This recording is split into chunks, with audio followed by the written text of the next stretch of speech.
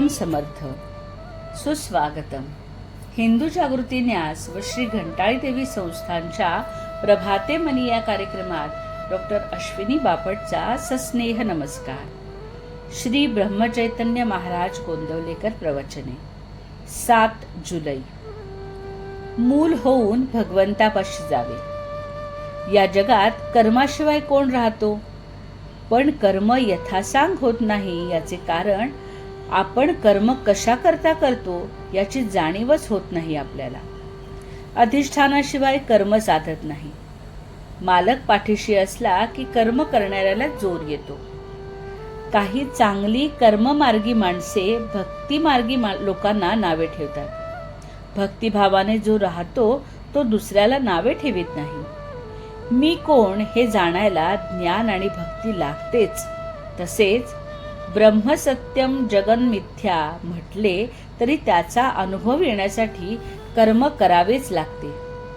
उपासना भगवंताला ओळखून करावी. लहान मूल आईकडे डोळे करून मुकाट्याने दूध पिते. त्याप्रमाणे समर्थासारख्यांनी जे सांगितले ते आम्ही निमूटपणे करावे.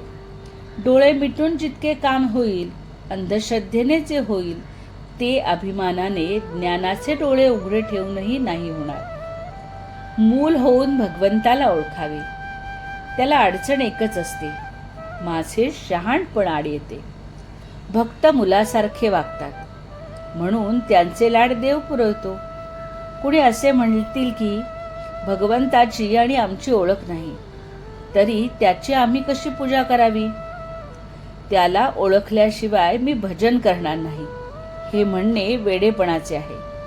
भगवंताला पुष्कळ मार्गाने ओळखता येईल. पांडुरंगाकडे जाण्यासाठी काही मार्ग आधी आक्रमणे जरूर आहे. संतांनी अखंड जागृत राहण्याचा मार्ग सांगितला. तो असा की देहाने प्रपंच करा, पण मन भगवंताच्या ठिकाणी अर्पण करा. मन भगवंताच्या ठिकाणी स्थिर झाल्याशिवाय इतर काहीही करून उपयोग नाही. ध्येय सत्य असल्याखेरीज चित्ताची स्थिरता होत नाही. पण सत्य अशा ध्येयावर अगोदर पूर्ण श्रद्धा पाहिजे. प्रपंचात जशी प्रेमाची गरज आहे तशी परमार्थात श्रद्धा पाहिजे. देव माझा आहे असे म्हणण्याऐवजी मी देवाचा आहे असे म्हणावे, म्हणजे श्रद्धा उत्पन्न होते. समुद्राचा तरंग असतो, तरंगाचा समुद्र असे नव्हे. साधनात निश्चितपणा असेल तर त्यात समाधान आहे. म्हणून साधन श्रद्धेने करीत जावे.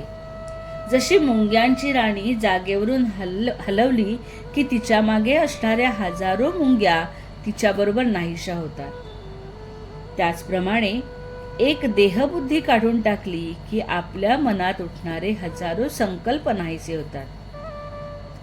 या देहबुद्ध्याच्या पलीकडे गेल्यावर जे ज्ञान होते त्यालाच आत्मज्ञान म्हणतात. असे आत्मज्ञान झाल्यावर जे पूर्ण समाधान मिळते तेच खरे भगवंताचे दर्शन होय. बोधवचन.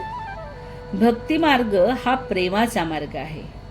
प्रपंचाकडेच प्रेम भगवंताकडे वळवले की भक्ती करता येते. मंडळी, रामरायाचे आणि श्री घंटाळी देवीचे आशीर्वाद आपल्या कुटुंबावर अक्षय राहो. जानकी जीवन स्मरण. जय जय श्रीराम.